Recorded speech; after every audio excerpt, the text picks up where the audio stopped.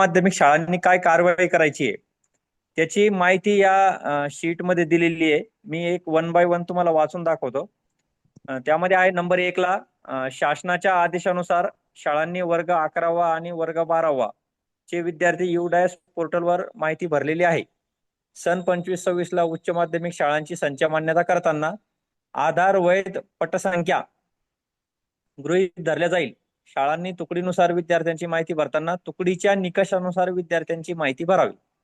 तुमच्याकडे जे काय मंजूर तुकडे असतील आणि त्याचा जो अनुदान प्रकार वगैरे असेल त्यानुसार अनुदानितच्या तुकड्या या सुरुवातीला भराव्या. त्याला A, B, C काय तुमच्या मंजूर संख्येनुसार ती माहिती भरावी. त्यानंतर अंशतः अनुदानितच्या तुकड्या भराव्या आणि नंतर सेल्फ फायनान्सच्या. नंबर 2, जर शाळेमध्ये 100%, 20% आणि स्वयंअर्थसहित अनुदानाच्या कला शाखेच्या प्रत्येकी 2 तुकडी असेल तर त्याप्रमाणे तुकडी UDAS पोर्टलला बनवून घ्यावे. उदाहरणार्थ तुकडी A आणि B 100% अनुदानित कला शाखासाठी, तुकडी C आणि D 20% अनुदानित कला शाखासाठी आणि तुकडी E आणि F स्वयंअर्थसहित कला शाखासाठी. याप्रमाणे त्याचं नियोजन आपल्याला करायचंय. जसं वरिष्ठ महाविद्यालय असेल किंवा स्वतंत्र कनिष्ठ महाविद्यालय असेल तर त्यांनी 120 प्रमाणे या तुकड्या भरायच्या आहे आणि उच्च माध्यमिक शाळा असेल तर 80 प्रमाणे ती तुकडी आपल्याला त्या ठिकाणी डिनोट करायची. नंबर 3, प्रत्येक अनुदान प्रकाराच्या पहिल्या तुकडीत 120 विद्यार्थी भरावे आणि उर्वरित विद्यार्थी दुसऱ्या तुकडीत भरावे. सपोज एखाद्या कनिष्ठ महाविद्यालय आहे आणि त्यांच्याकडे 170 विद्यार्थी आहे कला शाखेच्या 2 तुकड्यांना, असं आपण गृहीत धरूया. तर पहिल्या तुकडीमध्ये पूर्ण 120 विद्यार्थी आपल्याला नमूद करायचे आहे आणि उरलेले 50 विद्यार्थी जे आहे ते तुम्हाला दुसऱ्या तुकडी म्हणजे B तुकडीमध्ये तुम्हाला त्या ठिकाणी टाकायचे. 170 विद्यार्थी आहे म्हणून पहिल्या तुकडीमध्ये 85 आणि दुसऱ्या तुकडीमध्ये 85 असं त्याचं बायफर्गेशन नाही करायचं. पहिल्या तुकडीची इनटेक पूर्ण होईल या पद्धतीने ते 120 विद्यार्थी आपल्याला त्या ठिकाणी नमूद करायचे. त्यानंतर उर्वरित विद्यार्थी दुसऱ्या तुकडीत भरावे. जर शाळांनी 100% अनुदानामधील विद्यार्थी 20% किंवा स्वयंअर्थसहित अनुदानाच्या तुकडीमध्ये भरलेले असेल तर त्यामध्ये तुम्हाला सुधारणा करून ते अचूक अनुदान प्रकारामध्ये भरायचे आहेत. नंबर 4, शाळांनी तुकडीनिहाय माहिती सरळ प्रणालीच्या स्कूल पोर्टलला अचूक भरून घ्यावी जेणेकरून सन 2025-26ला उच्च माध्यमिक शाळांची संच मान्यता करताना तुकडीची शाखा आणि अनुदान प्रकार समजून येईल. नंबर 5, शाळांनी सरळ प्रणालीच्या स्टुडंट पोर्टल विषयनिहाय माहिती भरताना शाखेनुसार किंवा तुकडीनुसार आणि अनुदान प्रकारानुसार शिकवले जाणारे विषय हे अनुदानित किंवा विना अनुदानित आहे याची खात्री करून घ्यावी आणि विद्यार्थ्यांचे विषय नोंदणी करताना अनुदानित किंवा विना अनुदानित निवडावे. नंबर 6, शाळांनी लक्ष उच्च माध्यमिक शाळांची संच मान्यता करताना विषयाची विनाअनुदानित संख्या आणि विनाअनुदानित विषय वगळल्या जाईल. याचा अर्थ असा आहे की जर अनुदानित शाखा आहे किंवा अनुदानित तुकडी आहे आणि त्या तुकडीला काही जर विनाअनुदानित विषय तुमच्याकडे मान्य असतील तर ते विषय संच मान्यतेमध्ये गृहीत धरल्या जाणार नाही, ते वगळल्या जाणार आहे. त्याचं एक उदाहरण दिलंय त्यामध्ये की 100% अनुदानाच्या विज्ञान आणि कला शाखा आहे त्यामध्ये एखादा विषय दोन्ही शाखेला शिकवत असेल, जसे की भूगोल हा विषय कला शाखेला अनुदानित आहे आणि विज्ञान शाखेला विनाअनुदानित आहे. यानुसार संच मान्यता करताना भूगोल विषयाचा कार्यभार गणताना विज्ञान शाखेचा पट कळण्यात येईल. म्हणजे विज्ञान शाखेला जर तो विषय तुम्ही दाखवलेला असेल तर ती पटसंख्या संच मान्यतेसाठी गृहीत धरल्या जाणार नाही. नंबर 7, शाळांनी तुकडीनुसार पटसंख्या आणि विषयानुसार पटसंख्या अचूक भरून दिली आहे असे गृहीत धरून संच मान्यता करण्यात येईल. म्हणजे जशी माध्यमिक शाळांची संच मान्यता आता होते, तुम्ही माहिती भरल्यानंतर ते ऑटो जनरेट होते, तशी ज्युनियर कॉलेजची संच मान्यता सुद्धा ऑटो जनरेट होणार आहे. त्यामुळे आत्ताच ही माहिती भरताना आपण आपल्या विषयी आहे कार्यभार, त्याला मंजूर असलेले शिक्षक याचा ताळमेळ घालून ती संख्या तुम्हाला विषयनिहाय अपडेट करायची आहे. तर ह्या एक सर्वसाधारण सूचना तुमच्यासाठी या पोर्टलला होत्या. ही सूचना आणि तुम्हाला PPT मी ही ग्रुपवर शेअर करणार आहे. आता आपण PPT बघूया.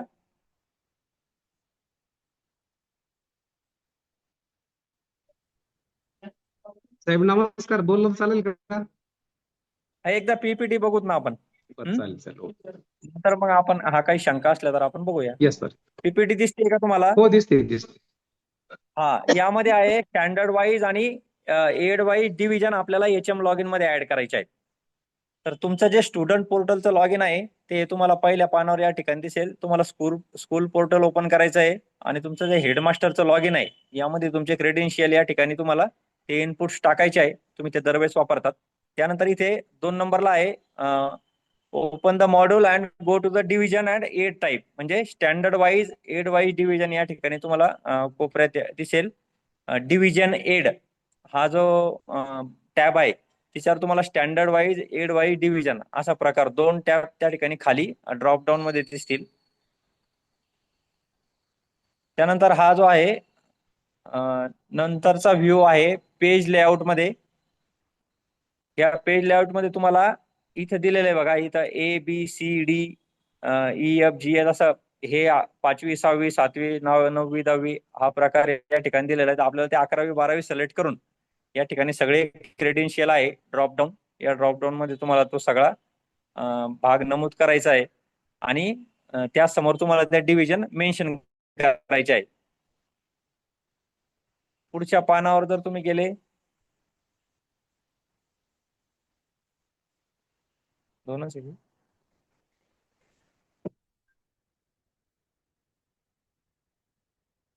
पुढे आहे अपडेट प्रोसेस मध्ये आहे. ही माहिती जेव्हा तुम्ही मॅन्युअली भराल ना, म्हणजे स्क्रीन थोडीशी मला पण अनदुख दिसतीये. इथे तुम्हाला त्या स्ट्रीमचे नेम आणि त्याचा मीडियम, त्याचा एड टाईप आणि विद्यार्थी संख्या या गोष्टी तुम्हाला या ठिकाणी नमूद करायच्या आहे. म्हणजे तुम्हाला स्ट्रीम आधी ऍड करायची आहे. स्ट्रीम ऍड झाल्यानंतर त्याचं मीडियम सिलेक्ट करायचं आहे. मीडियम सिलेक्ट झाल्यानंतर त्याचा एड टाईप सिलेक्ट, म्हणजे अनुदानित आहे, विना अनुदानित आहे किंवा अंशतः अनुदानित आहे हे सिलेक्ट करायचं आहे. आणि जर खाजगी संस्था असेल तर तिथे तुम्हाला खाजगी संस्था लिहायची आहे किंवा त्याचा मीडियम जे सेमी इंग्लिश असेल तर सेमी इंग्लिश. तर आपल्या ज्युनियर कॉलेजला तो प्रकार नाहीये. तर या ठिकाणी आपल्याला ती प्रोसेस अपडेट करून पुढे घेऊन जायची.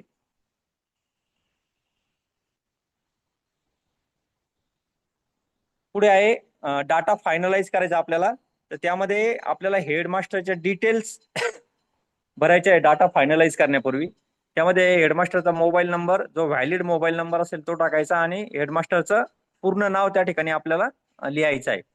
आता या ठिकाणी रिक्वायर्ड डॉक्युमेंट काय अपलोड करायचे, तर प्रत्येक डिव्हिजनसाठी त्याच्या टाईपसाठी ती डिटेल्स तुम्हाला अपलोड करायची. त्यामध्ये एडेड आणि पार्शल एडेड डिव्हिजन डॉक्युमेंट, तर त्यामध्ये तुम्हाला त्याची ऑर्डर असेल, त्याची ऑर्डरची डेट आणि ऑर्डर फाईल या 3 गोष्टी. समजा तुम्हाला डिव्हिजन मंजूर झालेली असेल किंवा तुमच्याकडे संच मान्यता जर असतील, रिसंट संच मान्यता, तुम्ही रिसंट संच मान्यता या ठिकाणी अपलोड करून तुम्ही त्या त्या ड्रॉपडाऊन मध्ये ती फाईल, त्याची तारीख आणि त्याचा दिनांक या गोष्टी तुम्ही तिथे अपडेट करू शकता.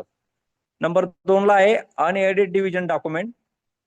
मला वाटतं आपण अनुदानित, अंशतः अनुदानित आणि विना अनुदानित या सर्व ज्युनियर कॉलेजेसच्या संच मान्यता 2024-25 पर्यंत पूर्ण केलेल्या आहे. तर तुम्ही या ठिकाणी तो डॉक्युमेंट तुम्ही अपलोड करू शकतात. त्याच्या तुम्हाला वेगळं काही डॉक्युमेंट अपलोड करण्याची त्या ठिकाणी गरज नाही. त्यानंतर आहे बघा, डाटा फायनलाइज झाल्यानंतर तुम्हाला अशी स्क्रीन त्या ठिकाणी दिसेल आणि या स्क्रीनमध्ये तुम्ही भरलेली माहिती बरोबर आहे किंवा नाही, तर ही तुम्हाला या ठिकाणी आपल्याला डिव्हिजन ऍड करायची, त्यानंतर त्याची तुकडी ऍड करायची, त्याचं मीडियम ऍड करायचं. या सगळ्या गोष्टी म्हणजे 3 तुकड्या मंजूर आहे कला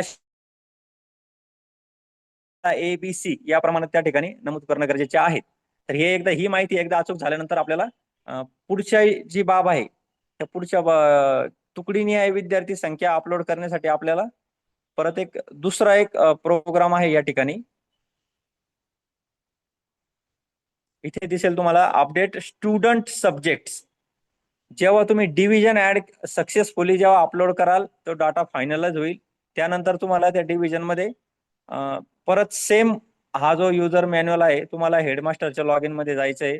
त्यानंतर परत हे मॉड्यूल ओपन करायचं. त्यामध्ये तुम्हाला स्टुडंट एंट्री नावाचा ऑप्शन असेल, त्यामध्ये update student subject 11th and 12th असं त्या ठिकाणी एक ड्रॉपडाऊन तुम्हाला दिसेल. त्या ड्रॉपडाऊन मध्ये काही फिल्टर्स आपल्याला दिसतील. त्या फिल्टर्स मध्ये अकॅडमिक इयर आहे, अकॅडमिक इयर 25-26 सिलेक्ट करायचं. त्यानंतर ते स्टँडर्ड दिलेलं असेल, स्टँडर्ड मध्ये 11वी आणि 12वी असं सिलेक्ट करणार. त्यानंतर तुम्ही डिव्हिजन दिलेली असेल तर डिव्हिजन मध्ये पिक द डिव्हिजन मध्ये तुम्हाला ते सिलेक्ट करायचं. मग तुम्ही 11वी आर्ट्सची डिव्हिजन जर त्याला ए म्हटलेलं असेल तर ए सिलेक्ट करा आणि मग तुम्हाला तिथे लोड स्टुडंट नावाचा ऑप्शन येईल. Go to the load student. मग तुमची विद्यार्थी संख्या आणि विद्यार्थ्यांचे नाव त्या ठिकाणी ऑटोमॅटिक जनरेट पॉप्युलेट होतील आणि मग त्या विद्यार्थ्याच्या प्रत्येक विद्यार्थ्याच्या नावासमोर तुम्हाला त्याने घेतलेले जे दोन एक लँग्वेज इंग्रजी कंपल्सरी लँग्वेज, एक ऑप्शनल लँग्वेज आणि 4 ऑप्शनल वैकल्पिक विषय असे 6 सब्जेक्ट तुम्हाला त्या ठिकाणी ऍड करायचे आहे. तुमचं इंग्रजी, एन्व्हायरमेंट सायन्स आणि फिजिकल एज्युकेशन या सगळे जे सब्जेक्ट आहे हे ऑटोमॅटिक त्या ठिकाणी येणार आणि बाकी ऑप्शनल सब्जेक्ट तुम्हाला पुढे प्रत्येक विद्यार्थ्याच्या नावासमोर ते ड्रॉपडाऊन मधून सिलेक्ट करायचे आहेत. पुढे जाऊ आपण. पुढच्या शीटवर आहे बघा. त्यामध्ये प्रत्येक 1 बाय 1 विद्यार्थी तुम्हाला अपडेट करायचा आहे. त्यामध्ये नंबर 4 मध्ये तुम्हाला दिसेल की verify student ID, stream and student name. त्यामध्ये तुम्हाला स्टुडंट आयडी, त्याची शाखा आणि त्याचं विद्यार्थ्याचं नाव हे बरोबर आहे का ते बघायचं. त्यानंतर सब्जेक्ट 1 ते 3 जे आहे त्यामध्ये मी मगाशी सांगितल्याप्रमाणे इंग्रजी, एन्व्हायरमेंट सायन्स आणि हेल्थ आणि फिजिकल एज्युकेशन हे सब्जेक्ट हे बाय डिफॉल्ट येतील. त्यानंतर पुढचे जे सब्जेक्ट 4 आहे लँग्वेज आणि बायफोकल सब्जेक्ट त्यामध्ये ड्रॉपडाऊन मध्ये तुम्हाला हे सब्जेक्ट येतील आणि ती लँग्वेज आणि तो एड प्रकार त्या ठिकाणी तुम्हाला निवडायचा आहे. तुम्ही परत सब्जेक्ट 5व्या मध्ये गेला की परत तुम्हाला तो सब्जेक्ट ड्रॉपडाऊन जायचा, ड्रॉपडाऊन मध्ये परत सब्जेक्ट निवडायचा आणि त्याचा एड प्रकार निवडायचा. असं तुम्हाला त्या विद्यार्थ्याचे 8 विषय आपण त्याला नमूद करत असतो. जसं की इंग्रजी असेल, physical education, environment science, second language आणि 4 ऑप्शनल असे 8 वेळा तुम्हाला ही कृती करायची आहे एका विद्यार्थ्याच्या संदर्भात आणि तो विषय त्या ठिकाणी आपल्याला सिलेक्ट करायचा आहे. हे सगळं सिलेक्शन झाल्यानंतर तुम्हाला अपडेट बटनवर क्लिक करायचं आहे. अपडेट बटनवर क्लिक केल्यानंतर त्या विद्यार्थ्याची माहिती आपल्याला सक्सेसफुल झाल्याचा मेसेज येईल आणि तो मेसेज झाल्यानंतर आपण पुढच्या विद्यार्थ्याकडे जायचं. असं करत करत तुम्हाला पूर्ण डाटा स्क्रोल करून त्याची समरी ग्रीड स्वरूपात तुम्हाला बॉटम मध्ये दिसेल. त्यामध्ये विद्यार्थ्याचं नाव असेल, त्याचा आयडी असेल, त्याचं स्टुडंट नेम आहे आणि त्याचे 1 ते 8 सब्जेक्ट आहेत. हे सगळं तुम्हाला ऍट अ ग्लान्स त्या ठिकाणी दिसेल आणि ते सगळं पाहिल्यानंतर तुम्ही त्याला कन्फर्म युअर सिलेक्शन्स आणि 8 टाइप्स असं करून त्याला तुम्ही ती माहिती रेकॉर्ड करू शकता. हीच माहिती हे जे आपण एका विद्यार्थ्यासाठी केलं ही सर्व माहिती तुम्हाला प्रत्येक विद्यार्थ्यासाठी रिपीट करायची आहे आणि ती माहिती 1 बाय 1 सगळे जर तुमच्याकडे 200 विद्यार्थी प्रविष्ट असतील ज्युनियर कॉलेजला तर त्याचा अनुदान प्रकार, त्याची शाखा, त्याचे विषय या सगळ्या बाबी तुम्हाला त्या ठिकाणी नमूद करून त्या कंप्लीट करायच्या आहे. त्यानंतर आहे you can edit and update student data later even after it was saved previously. म्हणजे तुम्हाला वाटलंय हे चुकलंय आणि आपल्याला आता ते बदल करायचा आहे तर तुम्ही ते सेव्ह केल्यानंतर सुद्धा तुम्ही ते बदलू शकतात. त्यानंतर शेवटी आहे use the search box top right of the table to quickly find a student by name or ID. म्हणजे तुम्हाला जर 1 बाय 1 जायचं नसेल तर तुम्ही स्टुडंट नेम आणि त्याच्या आयडी नुसार विद्यार्थ्याचं नाव सर्च करून त्याची माहिती तुम्ही डायरेक्टली भरू शकता. आता पुढे जाऊया आपण.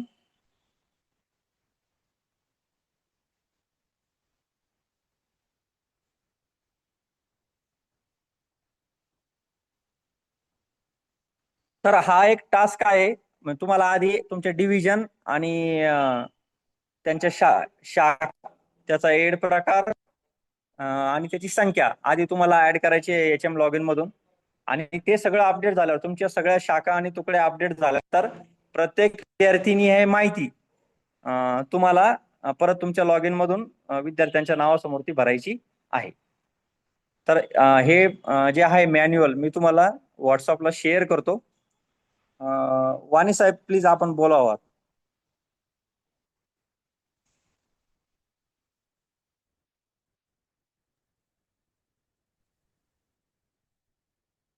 काय आणलं सर? सर सर हॅलो, काही नाही सर. हा, तुम्ही बोलाव. त्यांनी पीपीटी वगैरे दाखवली सर. आता आता मला डेमॉन्स्ट्रेशन दिलंय मला सर ते काय पीपीटीचा. हा, दिलं आलं ना? दिलं. आता मी काय म्हणतोय, आता आपण हा सर. म्हणजे आडी अडचणी काय असतील तर ते सोडूच, त्याच्यात ते वाद नाही. परंतु आता बिओ आहेत का सगळे आपल्या बीसीला बिओ हो सर, मगाशी उपस्थिती घेतली होती. आहेत? महाजन सर आहे. त्यानंतर बिओना हे सांगणं आहे माझं की आता तुम्ही काय करा, तुमच्या स्तरावर तुमचे केंद्र प्रमुख असतील किंवा विस्तार अधिकारी असतील, यांना त्यांच्या त्यांच्या केंद्रातल्या किंवा बीट मधले जे काही कॉलेजेस आहेत त्यांच्या जर काही अडचणी असतील तर ते त्यांना येतं आपल्या टेक्निकल माणसाच्या मदतीने ते समजून घ्या त्यांचं काय म्हणणं आहे ते, आणि ते सोडवणूक करा. जर काही अडचणी एक प्रकारच्या जास्त अडचणी वाटत असतील तर तिथल्या बिओनने मला फोन करा. म्हणजे कसं आता प्रत्येक मुख्याध्यापकाबरोबर एंटरटेन करायला माझ्या त्याने शक्य होणार नाही.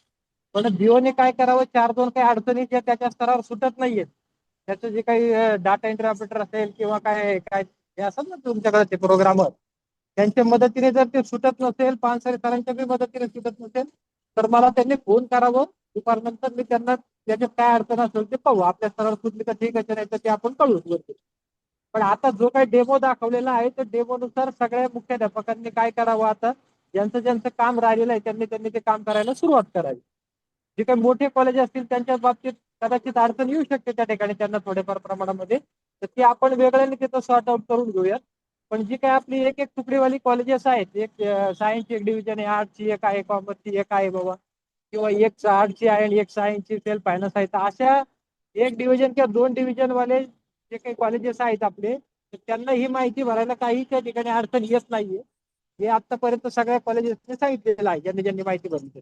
तर किमान त्यांनी तरी हे कामकाज कुठलेही म्हणजे सबब न सांगता आज कुठल्याही परिस्थितीत पूर्ण करून घ्यावं.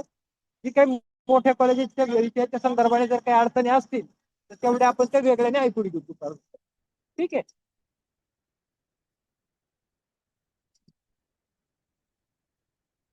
सर सर सांगा त्यांना एकदा रिवाइज करून आणि मग थांबा, किंवा तुम्हाला काय अधिक सूचना असतील तर द्या, मी त्या बीडच्या मीटिंग येस मध्ये सर, जाईल. Yes sir, yes sir, yes sir. Pansare sir, Latkar madam आहेत.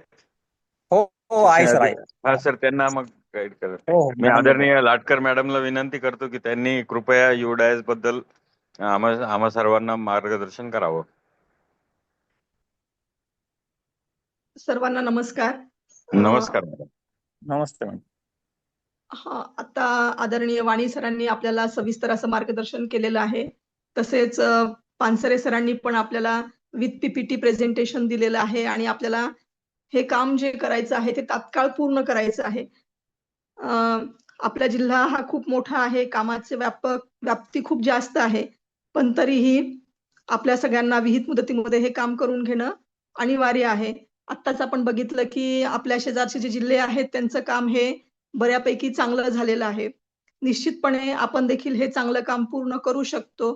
तुमच्या सगळ्यांना काही अडचणी असतील तर तुम्ही त्या विचारू शकता. त्या देखील सॉल्व्ह केल्या जातील. तर या ठिकाणी सर्व गट शिक्षणाधिकारी आणि विस्तार अधिकारी आहेत. तसेच ज्युनियर कॉलेजचे सर्व प्राचार्य देखील या ठिकाणी उपस्थित आहेत. कशा पद्धतीने काम आपल्याला पूर्णत्वास न्यायचं आहे ह्याची गाईडलाईन आपल्याला या पीपीटी मधून मिळालेली आहे. पानसरे सर ह्या सर्व पीपीटी आपण ग्रुपवरती देखील शेअर कराव्यात हो आणि केलं सर्व मॅडम, गट शेअर केलं. शिक्षणाधिकारी यांना सूचना आहे की आपण कॅम्प लावून कॅम्प मोडवरतीही हे कामकाज आपल्याला तात्काळ पूर्ण करून घ्यायचं आहे. येत्या 2 ते 2 दिवसामध्ये आपल्याला हे काम पूर्ण करून घ्यायचं आहे आणि प्रत्येक कॉलेजचं किती कामकाज झालेलं आहे ह्याचा डेटा देखील आपल्याला या ठिकाणी बघावयास मिळतो. त्यामुळे सगळ्यांना सूचना आहे की आपण तात्काळ कॅम्प मोडवरती अगदी वॉर फूटवर हे काम पूर्ण करायचं आहे. प्रत्येक कॉलेजची जबाबदारी आहे की आपला डेटा हा आपल्याला कंप्लीट करून घ्यायचा आहे. त्यामुळे सगळ्यांनी तात्काळ हे काम पूर्ण करावं. कुठलीही जरी अडचण असेल, तुम्हाला टेक्निकल मदत हवी असेल, तर या ठिकाणी पानसरे सर आहेत, वाणी साहेब आहेत, मी आहे, सर्व गट शिक्षणाधिकारी आहेत. आपण त्यांना विचारून आपलं कामकाज हे पूर्ण करून घेऊ शकता.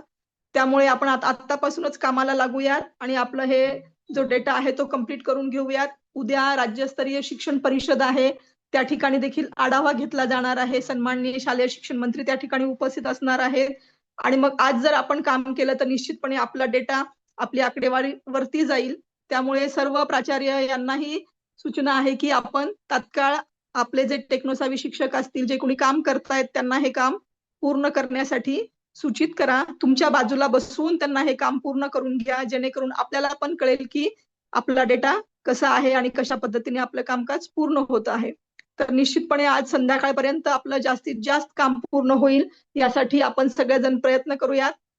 तुमच्या सगळ्यांना हे काम पूर्ण करण्यासाठी शिक्षण विभागाच्या वतीने तसेच सन्माननीय उपसंचालक आदरणीय मुकुंद साहेबांच्या वतीने, वाणी साहेबांच्या वतीने सगळ्यांकडून मनापासून शुभेच्छा देते आणि थांबते. धन्यवाद.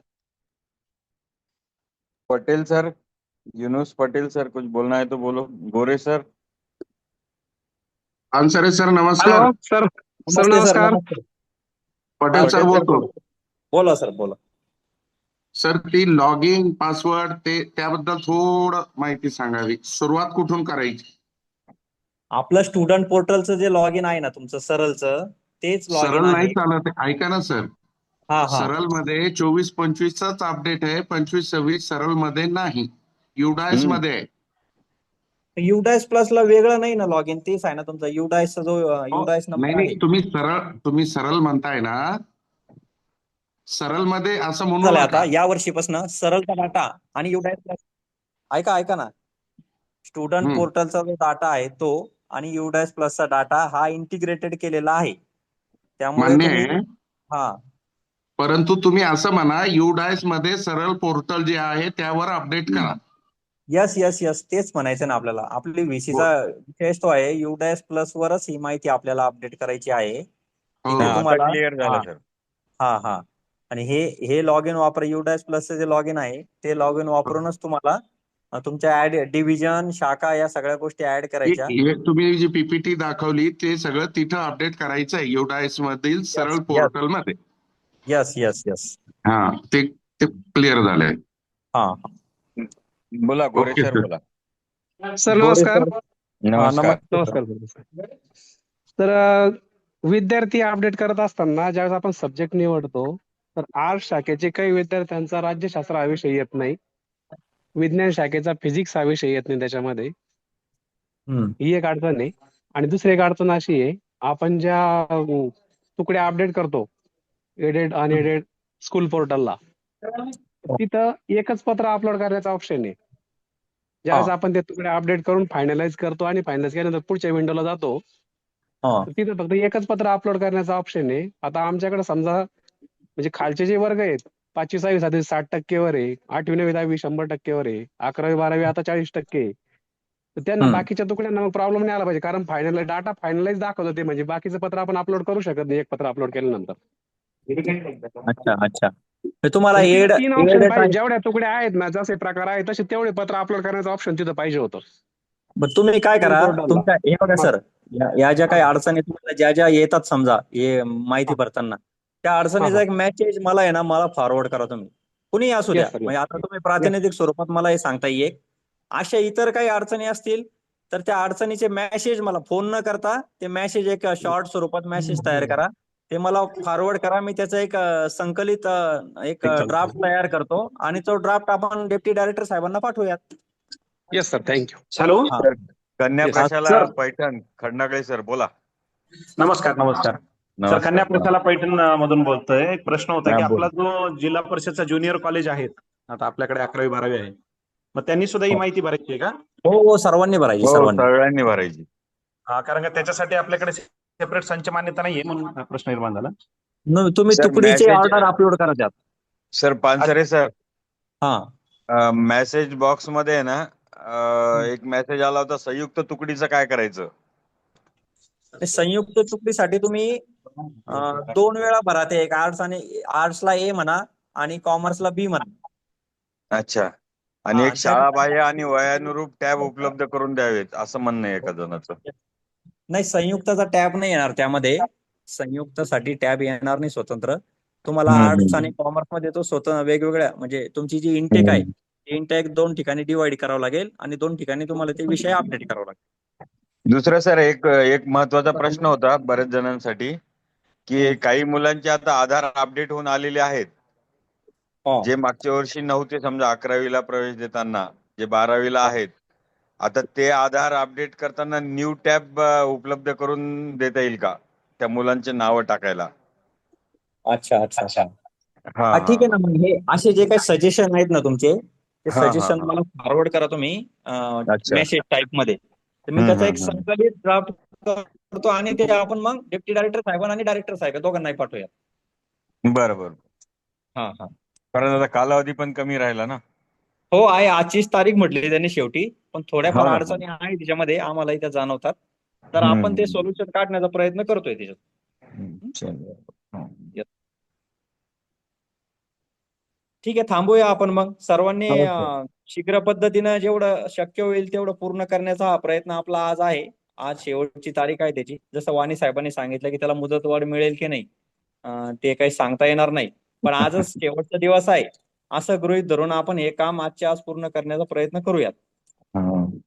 येस. चला, सर्वांना आज या शुभेच्छा. ठिकाणी आदरणीय सहाय्यक संचालक श्री वाणी साहेब, आदरणीय शिक्षणाधिकारी माध्यमिक श्रीमान अश्विनीताई लाटकर मॅडम, तसेच आपल्या सर्वांचे 11वी-12वी प्रवेश प्रक्रियेसाठीचे मुख्य मार्गदर्शक श्री पानसरे साहेब, या सर्वांनी आज अमूल्य असं मार्गदर्शन करून युडायस प्लस मध्ये विद्यार्थ्यांचे विषयनिहाय अपडेशन करणे आणि त्यानुसारच या वर्षीपासून ज्युनियरच्या ऑनलाईन संच मान्यता होणार आहेत, ज्याची डेट आपल्याला सगळ्यांना माहीत आहे की 30 सप्टेंबर पर्यंतची विद्यार्थी संख्या.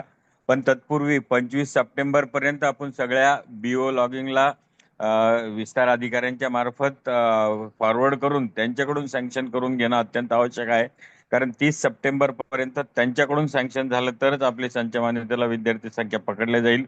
तर सर्वांचे मी या ठिकाणी मुख्याध्यापकांच्या वतीने, मुख्याध्यापक महासंघाच्या संघाच्या वतीने सर्वांचे हार्दिक हार्दिक आभार व्यक्त करतो. आणि ही मीटिंग पानसरे साहेब संपवायची. सर हा सर सर. एकच मिनिट. एक मला हा एक मुख्याध्यापक संघाचे तुम्ही सर्व पदाधिकारी म्हणून मी सर्वांना विनंती आहे. हे हा बघा, हा हा. आपण एवढं पोटतिडकीने व्हीसी घेतो, सर्वांपर्यंत हे माहिती जावी म्हणून आपण प्रत्येक वेळी नियोजन करतो आणि आपल्याला वाटतं प्रत्येकाचं काम विविध कालावधीत पूर्ण व्हावं. पण बरोबर. आपल्यामध्ये असे बरेचसे ज्युनियर कॉलेजेस आहेत की ते या व्हीसीला कधी जॉईन होत नाही.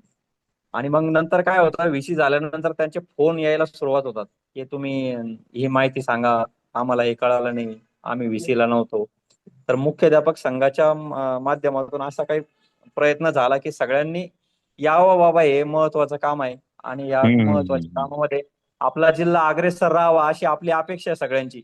बरोबर. त्यामुळे हा आपण थोडस लक्ष घालावं त्यात मुख्याध्यापक संघाने आणि सर्वांपर्यंत हा मेसेज गेला तर फार चांगलं होईल. चालते. पवार मॅडम काही बोलायचं आहे वाटते. पवार मॅडम, सुजाता पवार मॅडम मास्तर आहेत का? हा, बोलो सर. थांबवा. हो, ओके ओके. थँक्यू, धन्यवाद. चला, सर्वांचे खूप खूप धन्यवाद.